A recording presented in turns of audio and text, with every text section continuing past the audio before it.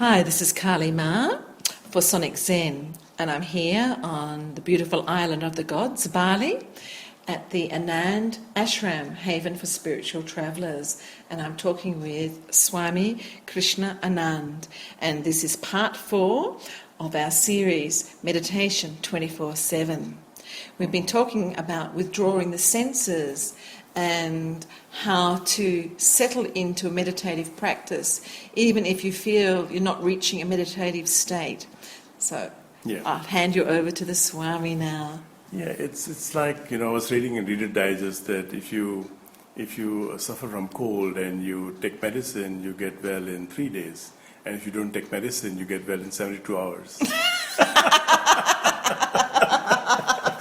It feels so long, 72 hours. And what happens? Medicine is actually just to make your body rest. I used to have this friend, and maybe the cold is to make your body rest as well. Exactly. So if you have cold, you catch cold, and you just rest, or you get feverish, you just rest. You don't have to take medicine. You just drink more water, and you rest, and you become well. But we tend to still work, still do this, still do that, or even when we are resting, we tend to watch television, we tend to do something, so it's not resting. Well, in the Western world, and I had a great one for this, it's taken a long time to diffuse that attitude. My mother and my father were always busy doing things, and we were told if we just sat around, we were lazy. So even when you've sat around resting, you're still doing something. You're writing, or you're painting, or you're making something, or creating something. But that's still not resting, because the mind is still operating. Yes. Well, think about this. On Sundays, we tend to work harder on Sunday. Yes, the day of rest. The day of rest. Oh, when I used to have a massage clinic, a healing session, a therapeutic healing, how many men I would have come in to have their backs fixed up because they'd rested on the Sunday, chopping down the trees, up in the roof, and they never did anything else the rest of the week. My own partner went and played football after 10 years and broke his ribs and put his knee out. It's just crazy. So this attitude is actually to let yourself have some sacred space. Exactly. Coming about sacred space, let's talk Kama Sutra a bit. Go off track. We'll go right off track now. There's one of the beautiful things given by Vatsyaya, who wrote Kama Sutra, was that between husband and wife, they should have private space. So they should only be in the same room when they want to make love. They should have their own separate rooms, and this is good if your husband snores too. That's a blessing. Kama Sutra blessing. But for many people, it's a strange idea, being husband and wife and not sharing the same room, not sharing the same bed. But I've read that before, and not just from the Kama Sutra, different practice, that you're always having someone else's energy inflicted upon you. So when you're unaware, like you're asleep, you're probably taking in more of someone else's energy. True. And each one of us, even though he's my husband or she's my wife, or we are so close to each other, each one of us has got our own connection, our own karmic affairs. So I might be living my own world, and my wife might be living her own world, and these two worlds can collide, can have a confrontation between these two worlds. Yes, of course. So it's nice to have your own sacred space, and this, I think, is part of meditation. This is part of the success story of meditation. I was working recently with a client, and I was working with this thing, sacred space. And this woman, a beautiful woman, lovely person, is building a $5 million house. Wow. It's the end of a dream. They're both just retired. They sold off their business. They've still got children at home, so they're building this incredible house. And they have the father and someone else living with them. So they need a big space. Right. I said, that sounds fantastic. So what room is your sacred space? And she said, what do you mean? I said, well, what room's going to be yours? Your daughter's got a room, your father's got a room, the TV room, the kitchen's got a room, the bathroom's even got a room to go to the toilet. So what room is yours? I don't have a room. I said, so you mean to say you're going to spend $5 million designing a home and building a home, but you, the person who is designing the house and cleaning it, looking out, won't have any sacred space in it? She said, I never even thought of it. Yeah. So she went away and made one of the She rooms made- into she her did. room where she can write or meditate or do what Good, she good. wants to in it. But she Good hadn't for even her. thought of it. Yeah. Many people, a lot of people, they feel this outrageous idea to have a space of your own. Yeah. Yeah. Or to have the, like we said, we came to this from a sacred Yeah, space, yeah. also meaning a silent space, Right, a space right. where you can just be who you Be are, yourself, let it yeah. all hang out, Yeah, whatever you yeah, want to do. Yeah. It's I don't know, Mm-hmm. I suppose it's even stronger here. Like I noticed, we saw a wonderful thing the other day going for a ride Yeah. on our bikes Uh-huh. into this really quiet part of the rice paddies, and Yeah. the fishing contest was on. Did you see that? No, I didn't see. I'm here. I'm inside. 1,000 motorbikes were just Yeah? up the Oh, road yeah, here. yeah. Thousands. And there they were all down in the river for this fishing competition, having a ball, Yeah. squeezed in, like fish themselves in a Right. can, like sardines, all fishing. And apparently they could win a flash motorbike or a buffalo. Wow. But you know what? You could never get Westerners sitting Yeah. that close to each other. Right. I don't think you could get them to sit that close to each other. Right. If they were, they'd all be complaining. They certainly wouldn't be doing it by choice. Yeah, Because yeah. even at a cinema, you have the armrests Yes, between you, yes. and if people they like to have they'd keep a seat like that. But in some countries, like in Japan, they say in Australia, Australians will always be a long way from you when you're talking. Yeah. Have you noticed that? Yeah. But if you were talking to a Japanese, Yes, they're you right can be in your very face. close. Yeah. So this idea of space is something that's really foreign to a lot of people. But A lot of people, yes. Yeah. Especially in the East, I think this idea came from the East, and now the East has completely forgotten this because, again, as you rightly said, we don't have space. Yeah. We have more people than a space. But silence is a Silence, space. Yes, right. And this is where, again, another thing is, whereas West is coming to meditation and yoga, a lot of Easterners are following the Western tradition. The West is now living. So many traditions this West is living, and we are adopting those traditions. So it's a crazy world we are living in. And I also notice, say if you are in a bit of a silent space, you don't have permission amongst other people to be in that space. You don't have one? You don't really have permission when you're Yeah, amongst... yeah, not that you yeah. need to have other people's permission, yeah, but other people will judge you as being Yes. up yourself Yes. or snobby Yes, or unfriendly, Right. just because you're calm or just in a silent sort of place. You know, there are religious institutions which kind of they work like a police inspectors, and if you don't go to a church, to their church, you are being punished for that. So you're not supposed to even meditate. You're not supposed to even pray on your own. You're supposed to pray in public. Yeah, this is the wrong notion, but it has been there, and people just accept it. Gosh, it's incredible, isn't it? So having provided a beautiful spiritual haven like this for people, there should be everywhere. There should be one in every village, every suburb where people can actually go to if they need to. But it's sad that it has to be provided that people don't have that in their own home. Yes, they don't have that on their own home, and even a lot of people, a lot of Balinis coming to this places like this, they are being criticized by their own family members. You know, they would like to see them in their temples, but not in meditation centers. Whereas in Hindu tradition, each temple is supposed to be a meditation center. There is no temple in the Hindu tradition.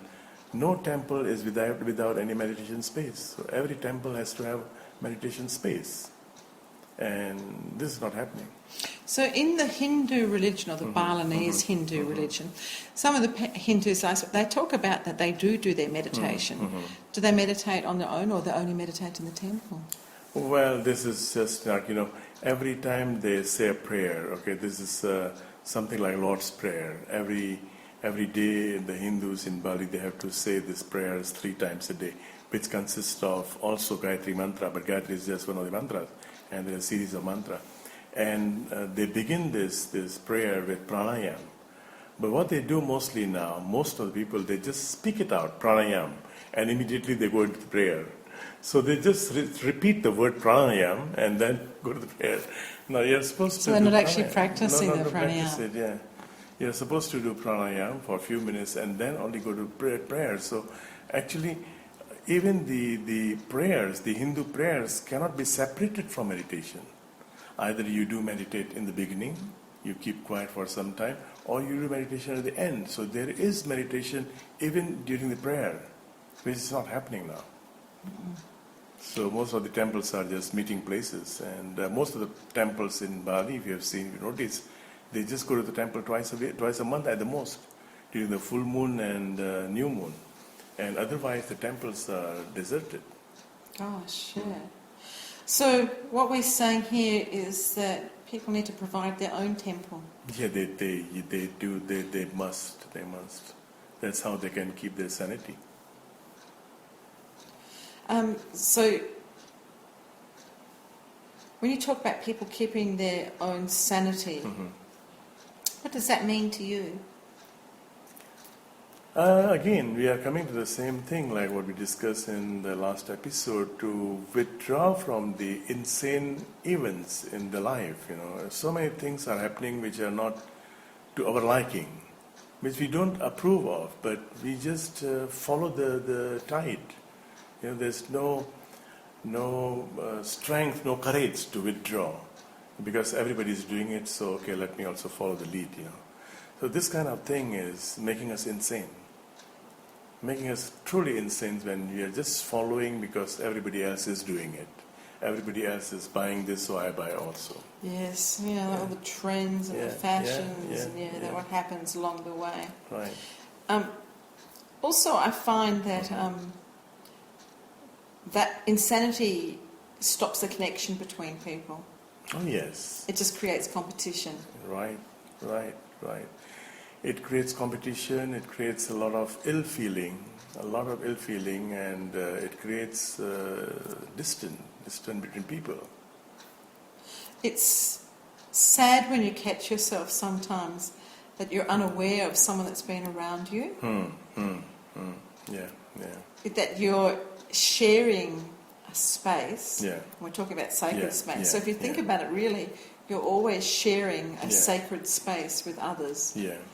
And yet you may not be aware of the others. Say you're on a bus. Yeah. Or a plane. Yeah. And, you hear these things, like say a bank was robbed. And you were a witness to the bank being robbed. Yeah. But you couldn't describe who robbed the bank, Right. even if they didn't have a balaclava or whatever over their Right. face. Because we're so used to being around other people that sometimes we don't see the other. Yes. Yeah. We lost our sight. Lost our sight. So if you don't see the other, you don't see yourself either. Yeah, this is the thing, because sometime, most of the time, we are afraid to see ourselves. I firmly believe that even though we are not meditating, we are in such a state of mind every day. We get into that state of mind where we can actually look at ourselves.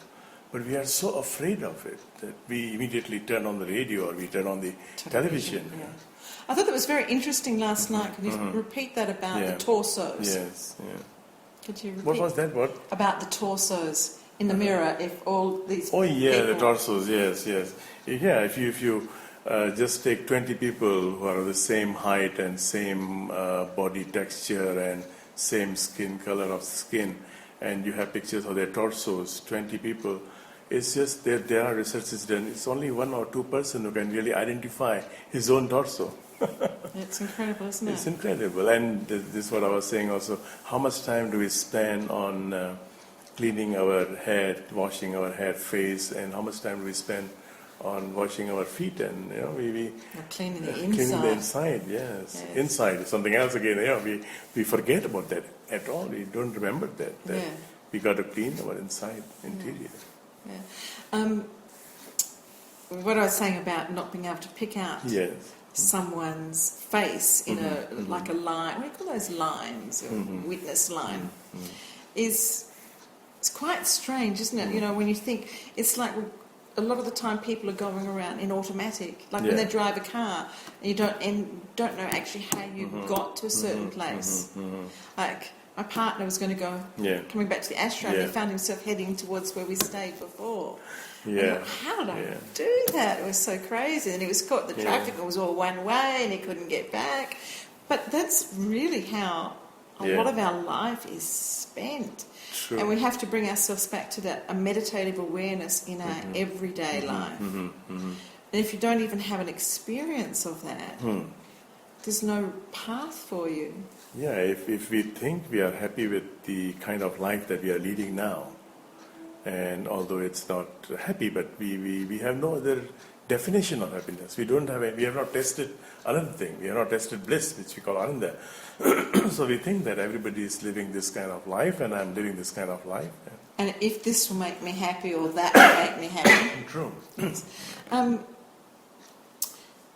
I often ask my students, well, because we're talking about withdrawing senses, what sense would you rather lose, your sense of sight or your sense of hearing? I'm going to ask you this question. If you had to lose one of your senses, which would it be? I don't know. I would not. I would not like to lose any of my senses. No, but you have to. Yeah. No, I don't know. I really don't know. I cannot reply because I think everything is so interconnected. Like we were talking about ears. Yeah? Yes. And I was reading about ears some time ago, and it's not only losing the capacity to hear, but actually your balance, your body balance is affected if you lose hearing. So I was watching a beautiful movie based on a true story. I forgot the name. At First Sight. Now this is about somebody who's blind from the age 1 and finally got eyesight, but he was not ready to accept. Oh yes, I remember that movie. Yes. Yeah. He was not ready, and he went blind again. So it's very difficult to even lose one sense. We should be thankful that we have all the senses intact. So, what do you think the senses are there for? Well, to interact with the outside world, and that is where our karmic law is coming at work, We need all these senses, we need the mind, we need the feelings to work out our karmas. So now actually, basically, when I'm trying to withdraw, I'm trying to put a ceiling. Okay, let me work out my karmas, but I don't add up some new karmas. That's the whole idea of withdrawing. So, really, when we say withdraw the senses, is actually not withdrawing the senses, it's actually being aware of the senses. Yes, you still eat. Yeah. You cannot withdraw from eating habit. No, it's a deeper awareness It's a of the deeper senses. awareness. Yeah. What do you eat? So it's not just eating. It's not just eating. Eating is a meditation. Eating meditation, and walking meditation, and meeting people is meditation. What kind of people you want to converse with or communicate with. So it's kind of rearranging your life. What do you do? What you should stop doing? It's rearranging of life. This is what, in Buddhist terminology, is called bodhicitta. It's a refined mind. It's a reformed mind. It's an awakened mind. It's the same mind. It's the same stuff. Is it the same mind? It's a modified form. It's a modified form. So the Buddha called it bodhicitta. It's an awakened mind. And right now, in the psychology, right now we are conversing like this. Psychology will say that we are in the conscious state of mind. But Buddha will say, no, we are not conscious. We are just awake. We are just alert, but we are not conscious. We can be talking, we can be conversing, we can be living our lives without being conscious. So consciousness is something else. So what would you say consciousness is then? That's what Buddha called Bodhi. Buddha is being conscious about what you're doing, what you're stating. So you're not just awake, and because I got up in the morning and now I'm awake, it doesn't guarantee that I'm living my life consciously. So being conscious to Buddha now, it's basically from William James actually, but now Ken Wilber and so many other mentors, they are talking about this thing. It's being transpersonal. It's not, okay, I'm Anand Krishna, fine, my name is Anand Krishna, but what you're doing, what Kalima is doing, also affecting me, and what I'm doing is also affecting Kalima. Since we are here in the same building, we are staying here for a few It's like days. that Confucius, was it Tao? Tao, The yeah. butterfly wings. Yes, yes. What is that? I forgot. Oh, that is, I dreamt that I was a butterfly. Yeah. What's that? You know, there's another one. When a butterfly flaps its wings, it affects everything on the planet. Yeah. It's a ripple effect, you know. Yeah. You just throw a small stone, and the effect is up to the shore, but you cannot see it. Just because you cannot see it, it's not that the effect is not there. I always remember, I don't know where I got that from, a long, long time ago, that nothing that we ever speak disappears. Yes. And it's yes. continuing somewhere True. in the universe. True. So it's sort of like repeats of television programs. True. I think when you think of that, and if you can be conscious of that, it's really going to make what Yes. comes out of your mouth a lot Yes. softer and kinder Yes. and more compassionate, isn't it? And That- more meaningful. Yeah, because if you're spending your time screaming like a shrew or yelling or cursing, and you think, that's going on somewhere in the planet, somewhere in this universe. It comes back to you someone's somehow. hearing this. It's terrible. In Sanskrit, the word is called akshar. Also, Say it again. akshar. Aksha. And also in Indonesian, aksara. Aksara means non-destructible. You cannot destroy it. In the beginning there was the word, Yeah. and in the end there is In the end, word. the word, yes. Beautiful. Well, I think that's a good way to end these Right, words here, right now. right, What do you yeah, think? sure. So thank you, Swami. Okay, thank you.